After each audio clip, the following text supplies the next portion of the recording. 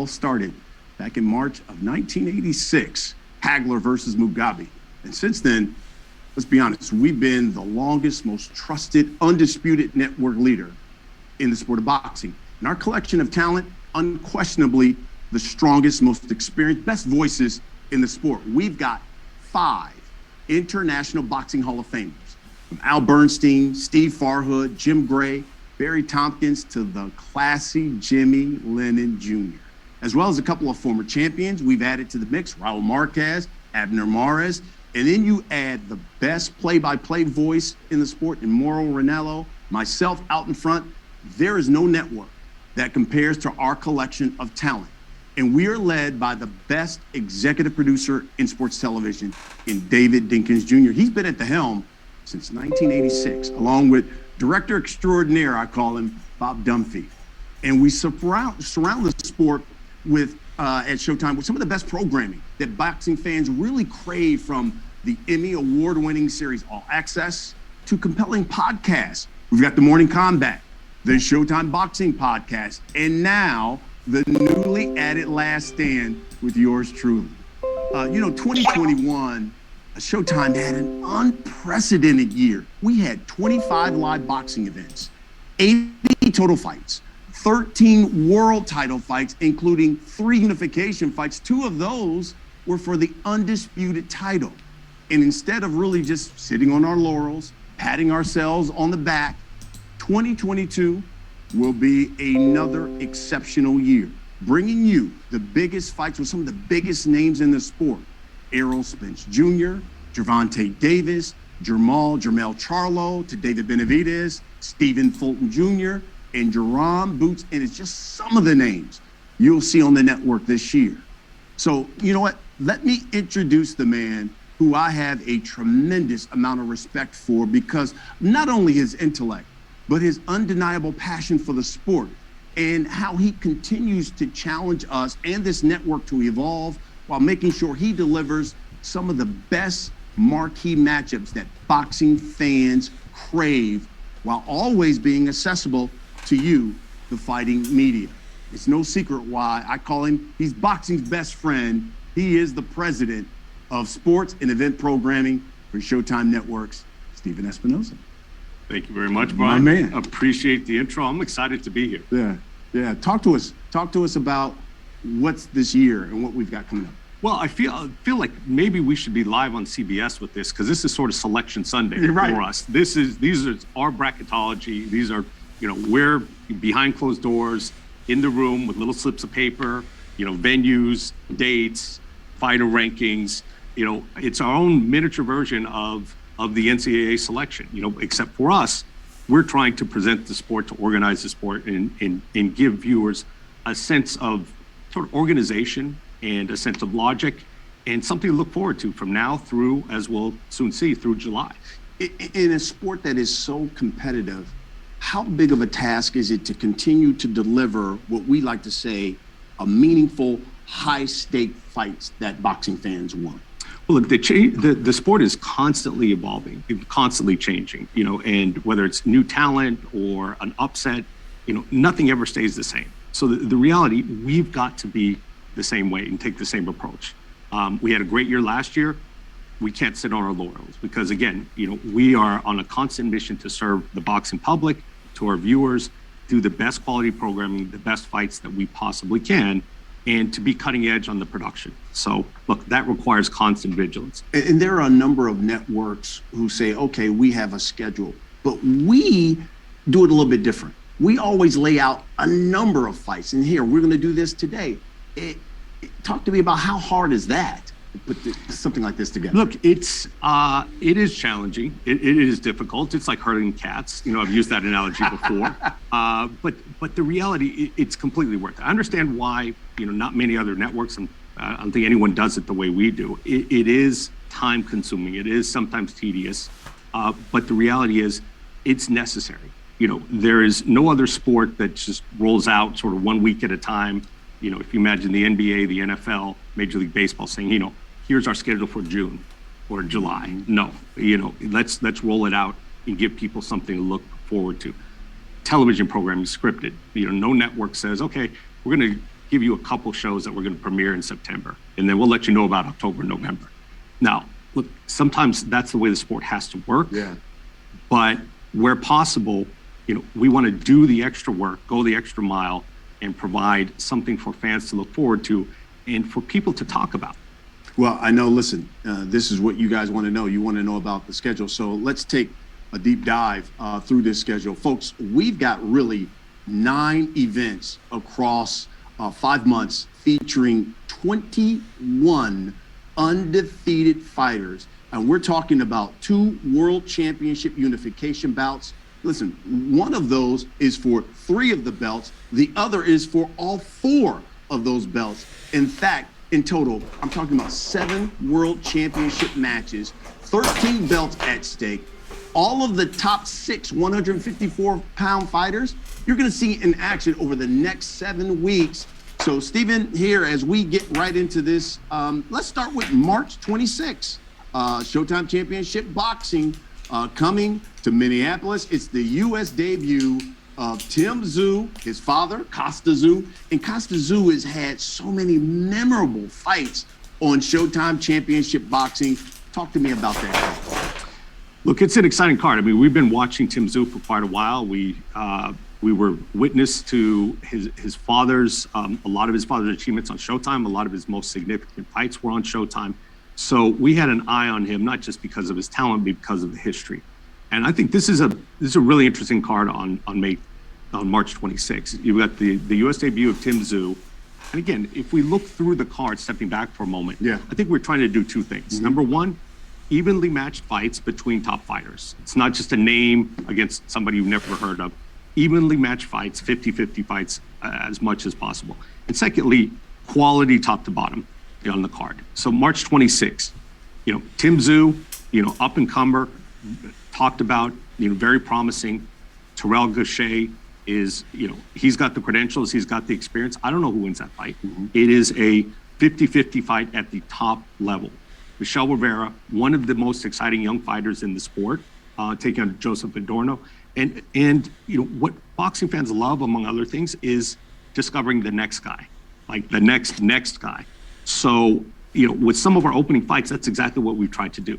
Elvis Rodriguez, 140-pounder, 12 wins, 11 by knockout, really interesting fighter, taking on a very good veteran test for him in Juan Jose Velasco.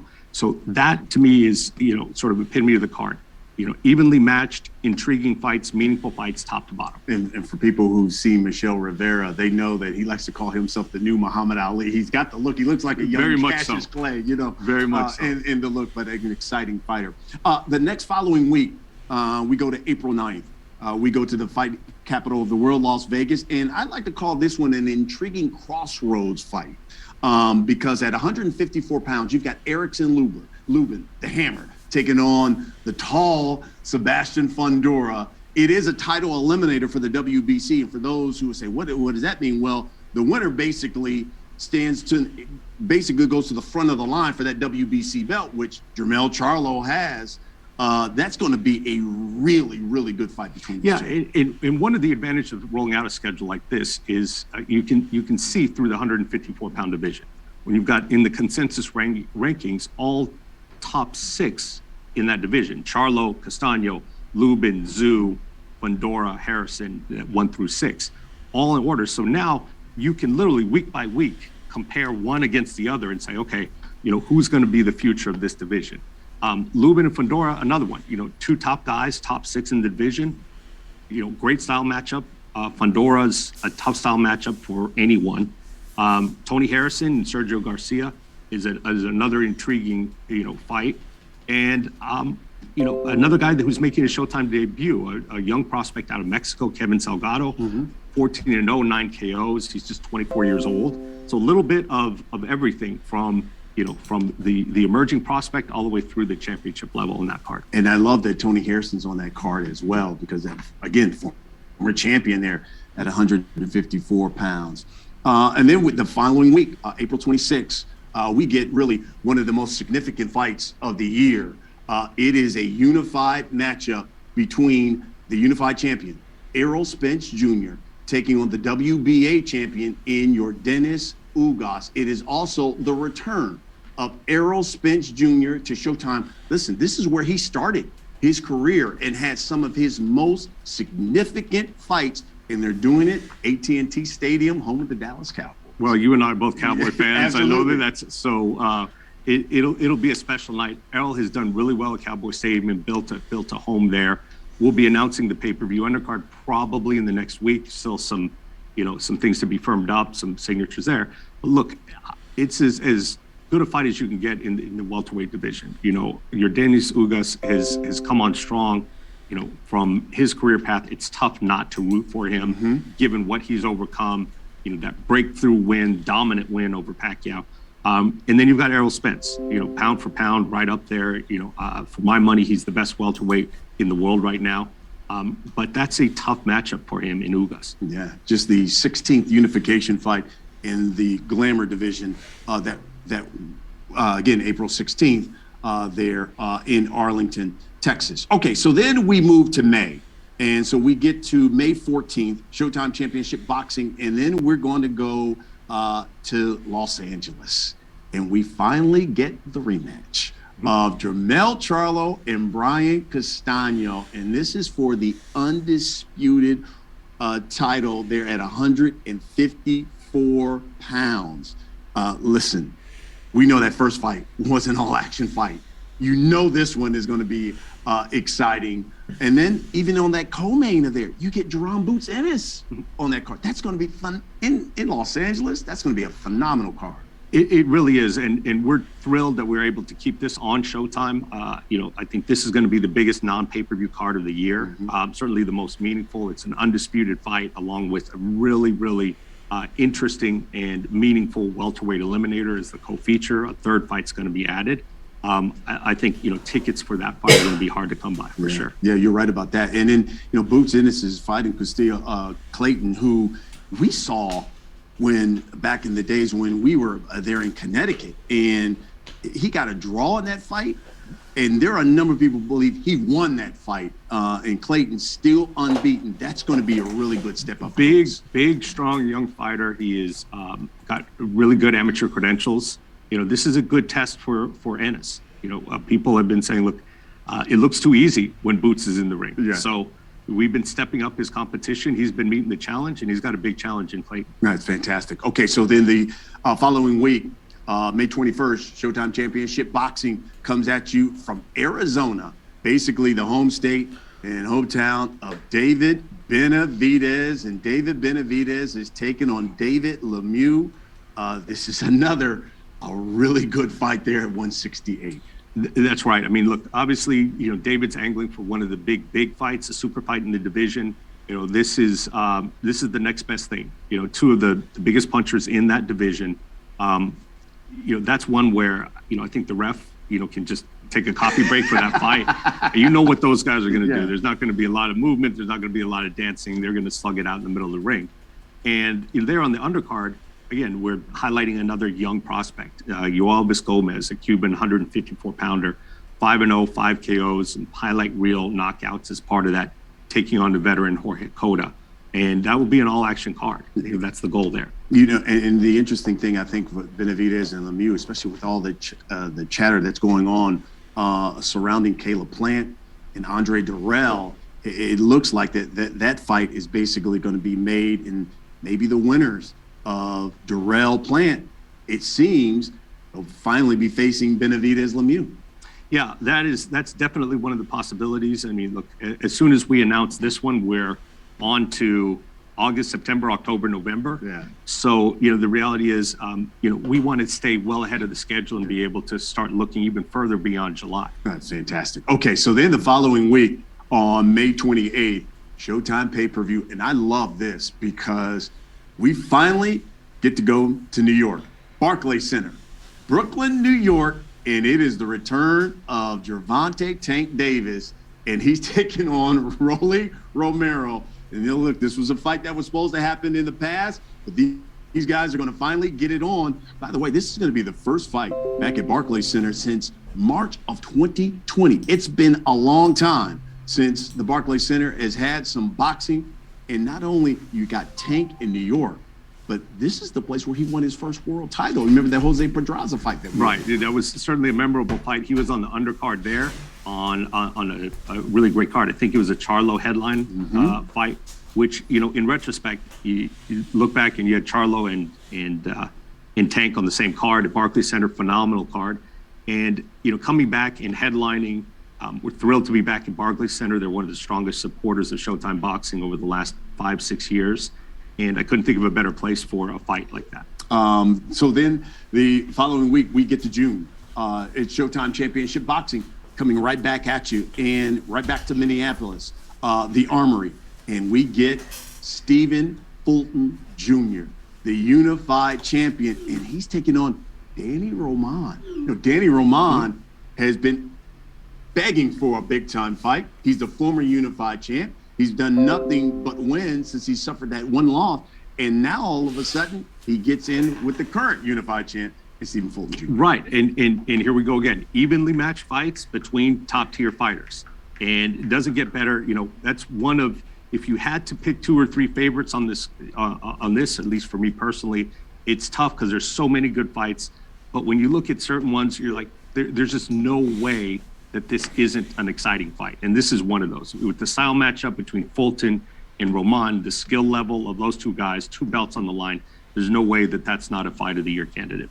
And then a couple of weeks later in June, Showtime Championship Boxing comes your way from Houston, Texas, the Toyota Center.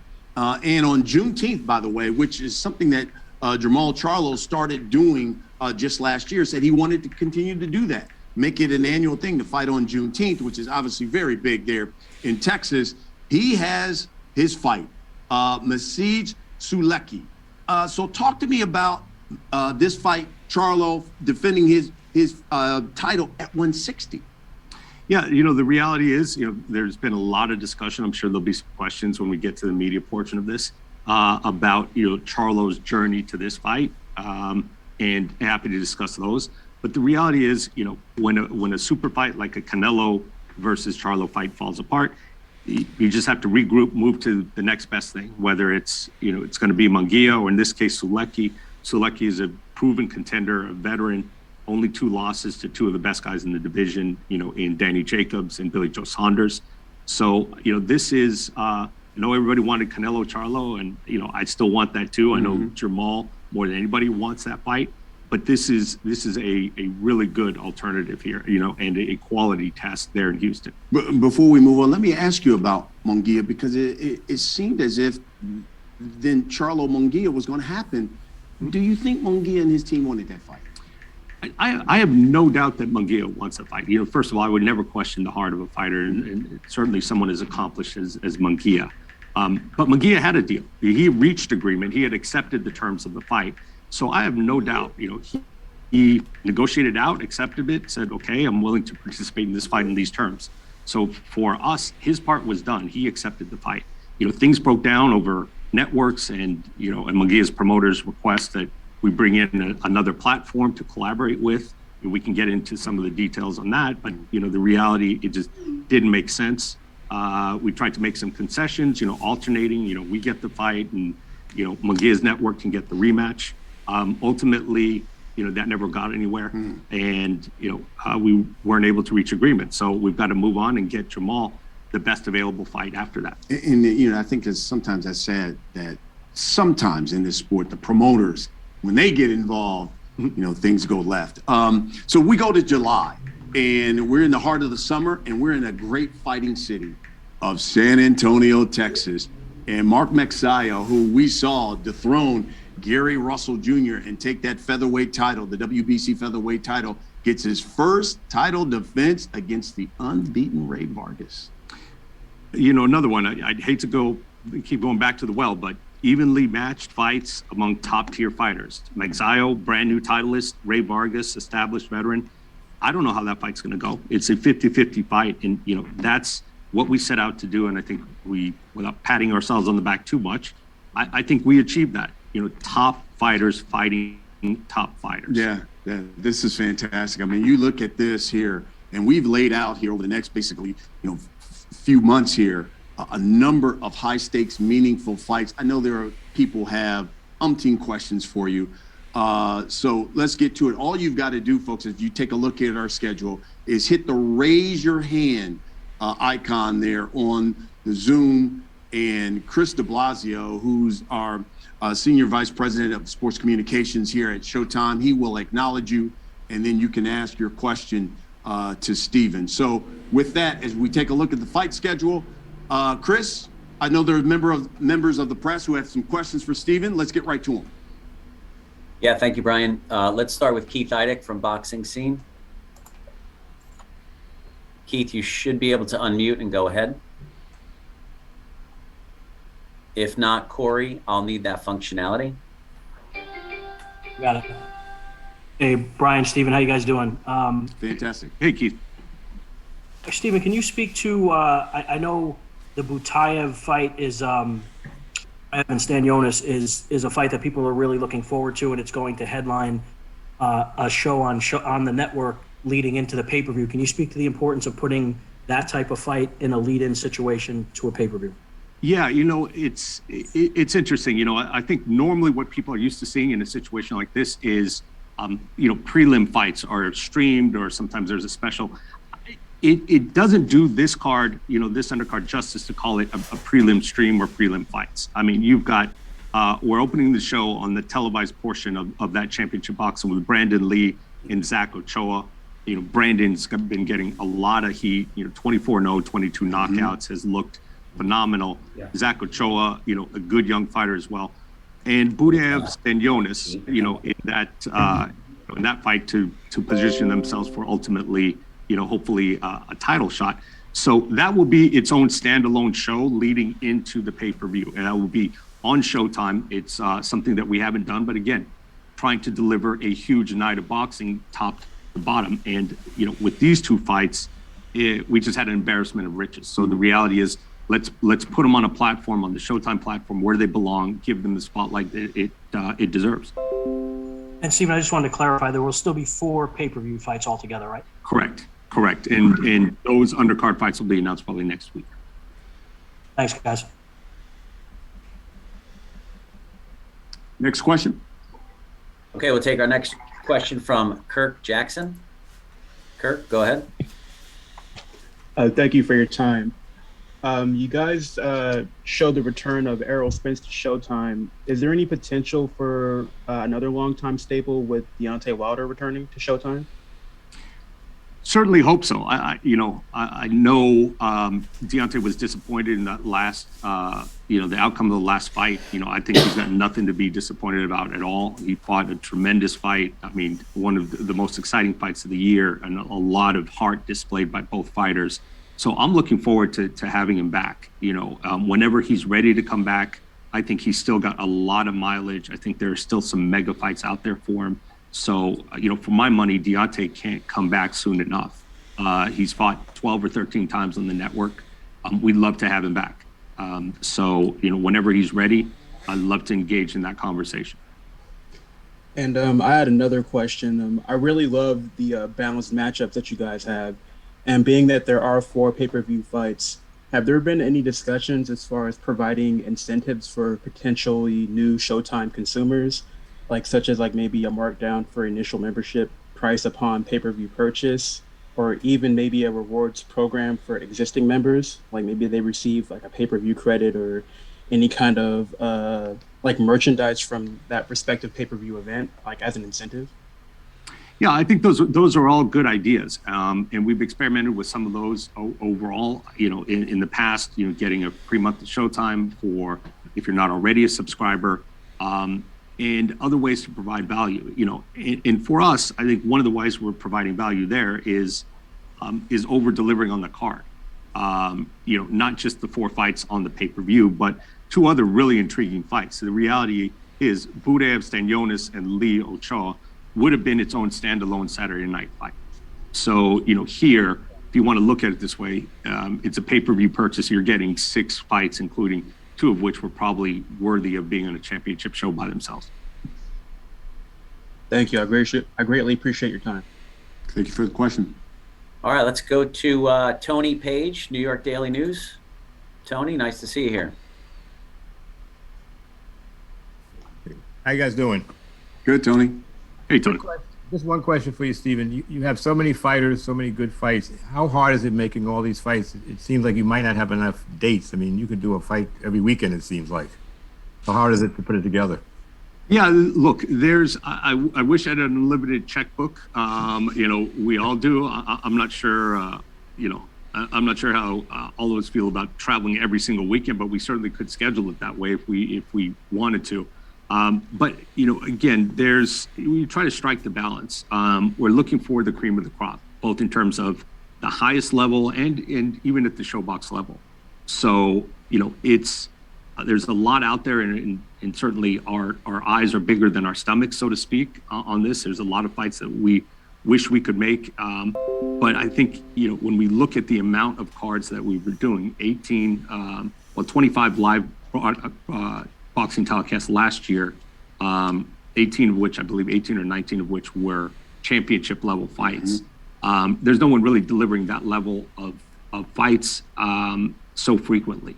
So in terms of high level fights frequently, no one else is doing what we're doing, and we're pushing to do more. Thanks, guys. All right, thanks, Tony. Let's go to Dan Canobio. Dan, you can unmute and go ahead. What is going on, guys? Hey, Dan. Hey, Dan.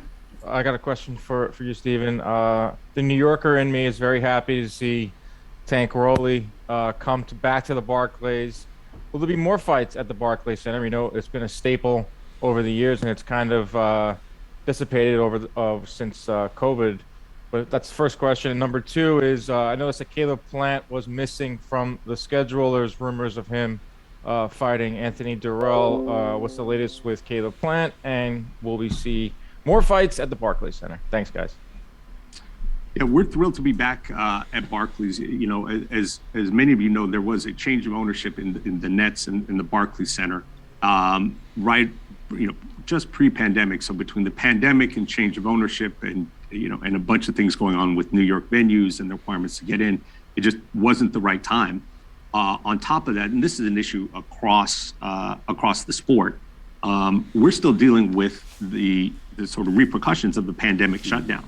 And one of the things is every music act that had to shut down for 18 months is now on tour. So venues are really tough, and especially top tier venues. Staples Center, the Barclays Center, among the two busiest in the nation. Sometimes there'll be periods of 4, 5, 6 months where they don't have a single Saturday, or maybe only one single Saturday. I think in the first couple quarters of 2022, that March 19th Saturday date was the only date that they had available. So we'd love to be back there more frequently, the Barclays Center in particular, Staples as well. But it's tough. There's a lot of demand there. But I think going in there and forming the relationship with the new ownership, letting them experience a high level, exciting event like we've been doing at the Barclays Center is the best way to get more fights at the Barclays Center going forward. And Caleb Plant. Oh, that's right. Caleb, again, this is by far not an exhaustive schedule. There are undercard fights, there are showbox fights. There's a lot more to be added. So, Caleb fought admirably in the Canelo fight. That was an exciting fight, and he certainly has nothing to be ashamed of. We're looking forward to having him back. He's not in the schedule for through June, but that doesn't mean that he won't be on our schedule in the fall. And whether it's Durrell or Benavidez or both, we look forward to have him back as well. Thank you. Okay, thanks, Dan. Let's go to Carlos Toro. Carlos, you're up. Thank you. Thanks so much for the time. First question, obviously, Steven, you mentioned about making evenly matched fights for Showtime. And, one thing that I also noticed in recent years is how some of these big fights on Showtime also led to, other big and sometimes bigger fights for the network. So obviously when you're planning these fights and rolling out the schedule, how much sort of that long-term matchmaking sort of play a role? Like, for example, having Tim Tszyu and Terrell Gaucher and the winner likely fighting the winner of Charlo Castano next. So how much sort of that play a role when you're sort of making these fights and rolling out the schedule? It's a great point, and it's a very big role. And that's one of the advantages. Look, the Zhu Gaucher fight is a big fight in itself. But on top of that, if the winner, whether it's Gaucher or happens to be Zhu, goes on to a title fight, at least in the case of Zhu, that our audience will be more familiar with him going forward. So, we don't always like to see a guy just pop up for a title fight. We'd like to get him there. And if you've been along for the journey with Boots Ennis, you're invested in getting him to a title shot and positioning him in the welterweight division. Same thing with these 154 pounders. I think it's a benefit to the sport when we can sort of show the path toward a title fight. Mm-hmm. It's not just, hey, here's a title fight, right, but you can see it coming, months in advance. The chess piece is moving around, and to be able to say, okay, I'm watching this fight and it's meaningful because the winner of this fight gets X or Y or Z.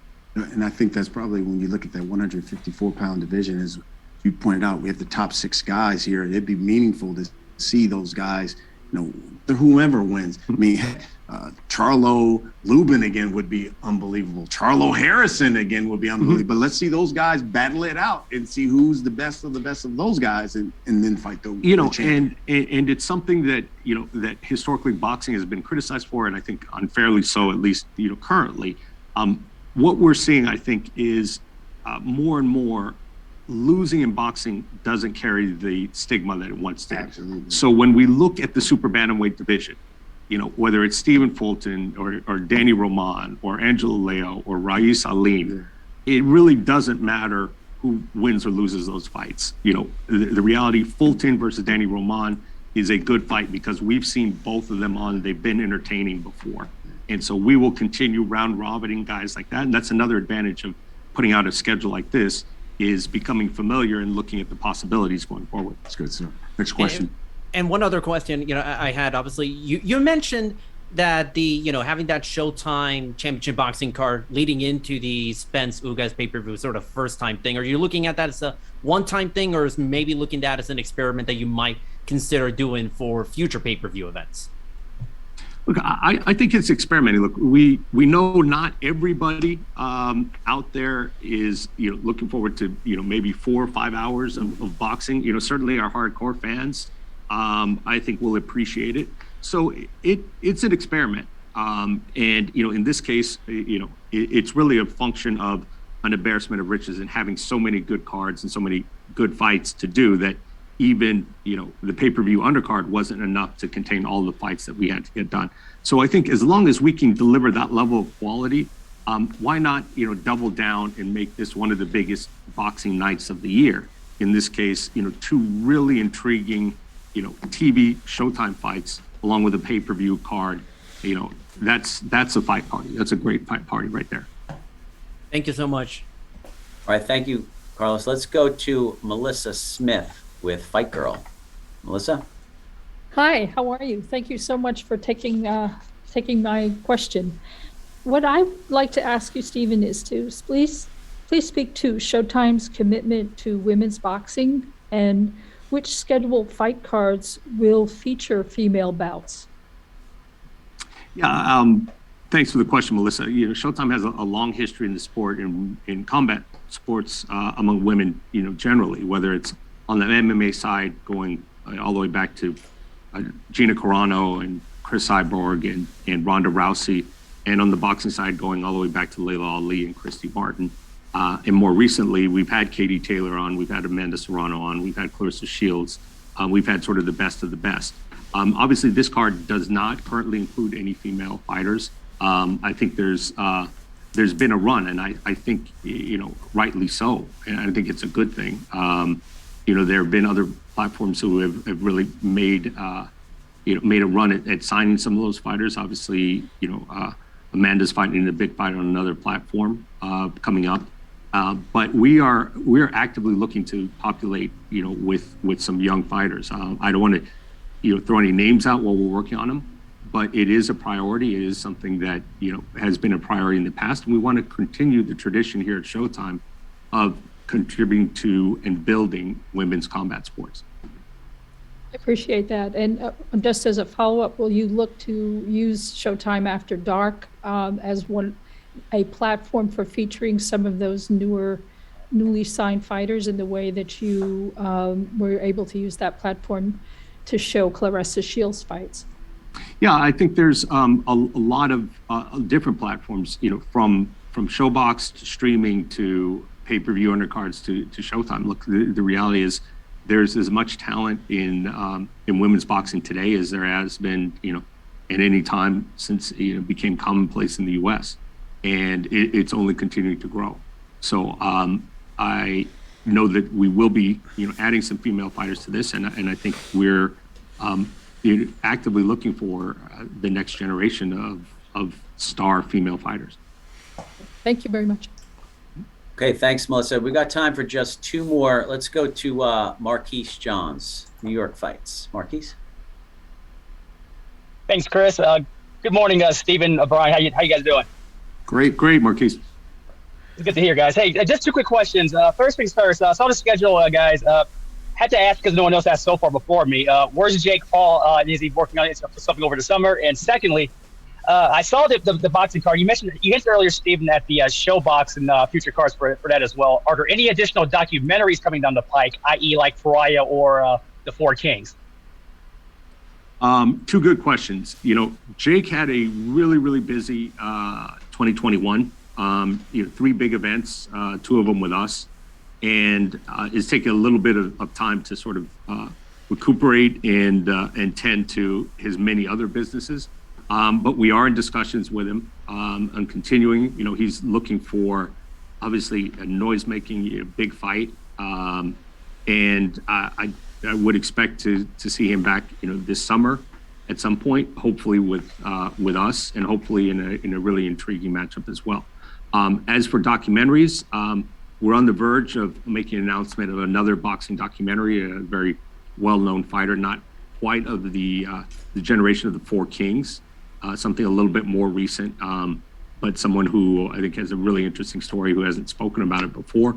Not to tease you or be coy, but I think we'll be announcing that within the next couple of weeks, and I think boxing fans will definitely be very excited about that because, as you point out, documentaries of all kinds, and particularly in combat sports, are a critical part of the Showtime programming schedule and part of our commitment to the sport of boxing and combat sports generally. So I think before the end of the year, we'll be seeing, probably at least 2 combat sports themed documentaries, probably 1 in MMA, 1 in boxing. All right, thanks so much, guys. Okay, Marquise, thank you. Let's just take one more. Osvaldo Principali from Argentina. 1 second, Osvaldo. Let me make sure I can allow you in here. I'm sorry, you may have taken your question back. No, there you are. Okay. Now, do you listen to me? Good afternoon. There you go. Do you listen to me? Yes, we got you. Nice to meet you, Mr. Espinosa. The question is the following. Castano-Charlo rematch is a very important sport success for Argentina. In first time, was a wonderful news, a nice news, the change of the city of the match. Out of Texas, the state of the champ, the state to Charlo, and arrived to Los Angeles. In Los Angeles lived the second population to Argentina in United States. In Los Angeles, trained Castano in all career, and Los Angeles is one the big United States city in the history, in the success to Argentine boxing. Castano was happy with the change, but which was the position to Charlo? Was easy or difficult to Charlo accept this change of the city of the fight? Excuse my bad English. Oh, no, it was perfectly acceptable. I understood you completely. Look, most fighters, if not all fighters, love fighting at home and bringing a big, meaningful fight in front of their home crowd. But at the end of the day, it was not difficult. Charlo was not nervous about taking this fight outside of Houston. He'll have his fans in Los Angeles as well. as will Castano. So look, those guys are professionals. You know, they fought in front of hostile crowds. They fought in front of friendly crowds. So the reality, I think, you know, speaking for most fighters, you know, they just want an exciting crowd, something that's going to add to the event. And certainly in Los Angeles, you're going to get fans of both fighters. You've got a knowledgeable boxing fan base. I think it couldn't be better. A fight of that magnitude deserves, you know, a huge spotlight like the city of Los Angeles will give it. Fantastic. Thank you very much. Thank you. Thank you for your questions, and thank all of you for your questions. Stephen, before we wrap this up, just give you the floor here. You know, your final comments on this schedule, man. When I look at this, I mean, 9 events across 5 months.